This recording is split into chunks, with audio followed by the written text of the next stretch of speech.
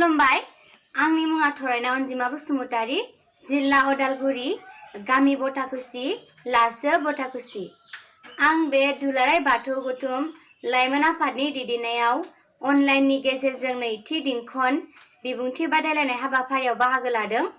आंनि बाहागोआव गोलैदों ओंखाम गोरलै जानाय फोरबो आरो आंनि बादायनाङा बा दायो आङो बुंथिनो आखायाव लाबाय। ओंखाम गोरलै जानाय फोरबो। ओंखाम गोरलै जानाय फोरबोआ बाथौआरि बर' समाजनि ब्रैथि फालिनां फोरबो। बे फोरबोखौ आघोन दाननि 9 खालाराव खुंनाय जायो। आघोन दाननि गिबि सानखालिनिफ्रायनो एबा बेनि सिगांनिफ्रायनो माइफोरा मोनो आरो माइफोरखौ हानानै गावबागाव न'आव थिसनो। नाथाय बर'फोरा बे माइरं गोरलैखौ ओरैनो जाग्रोआ, मानोना मावनानै मोननायखाय बियो आफा बोराइ बाथौनि सोरजिनाय आदार। बेखायनो न'नि माइनाव एबा आफा बोराइ बाथौनो बावग्रोनानैसो माइरं गोरलैखौ जानाय जायो। बेखौनो ओंखाम गोरलै जानाय फोरबो बुंनाय जायो। ओंखाम गोरलै जानाय फोरबो खालि बयबो फुङावनो दुगैस्रां लोबस्रां गावबागाव न'खरनि बाथौ बिथा माइनाव बिथाखौ लिरस्रांनानै बायदिसिना बावथाय होना बावखां इरिखां बयबो गामिनि थानसालियाव बाहागो लाहैनांगौ। बेदिनखालि फुङावनो गामिनि दौरि दौसिया थानसालियाव थांनानै आर'जसालि आरो बाथौ बिथाखौ लिरस्रांनांगौ। बिनि उनाव फिरफिला बिरहोग्रा जायगाखौ लिरस्रांनांगौ। फिरफिला बिरहोखांनाय हाबाफारिया जोबखांनायनि उनाव गोथैसि बावनाय हाबाफारिखौ मावफुंनांगौ।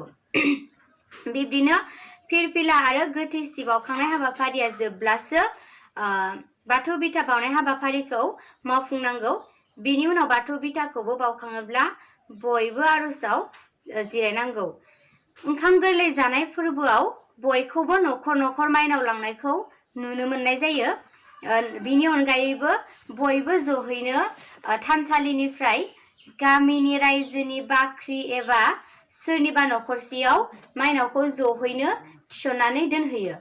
आघोन दाननि 9 खालारनि सिगाङावनो माइरं गोरलैखौ जाग्रोनो गोनां जायोब्ला आफा बोराइ बाथौनि मुङाव थिना दोननानैबो जानो हायो।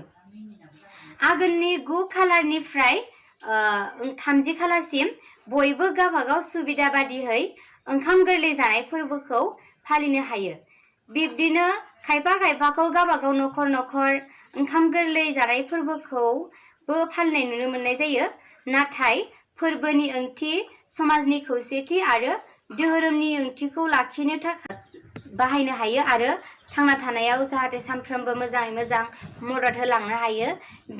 बिदिनि थाखाय आफा बोराइ बाथौनि सेराव जाहाथे मोजाङै मोजां थांनानै थानो हायो, बिनि थाखाय बेफोर मुवाफोरखौ ओंखाम गोरलै जानाय फोरबोआव बावनाय जायो।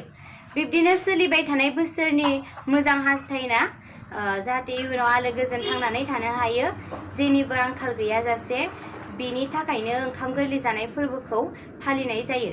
बिब्दिनो बायदि बायदि आसार नेमखान्थिजों जों बर'फोरा ओंखाम गोरलै जानाय फोरबोखौ फालिनाय जायो। आंनि बिबुंथिया एसेनोसै। गोजोन्थों।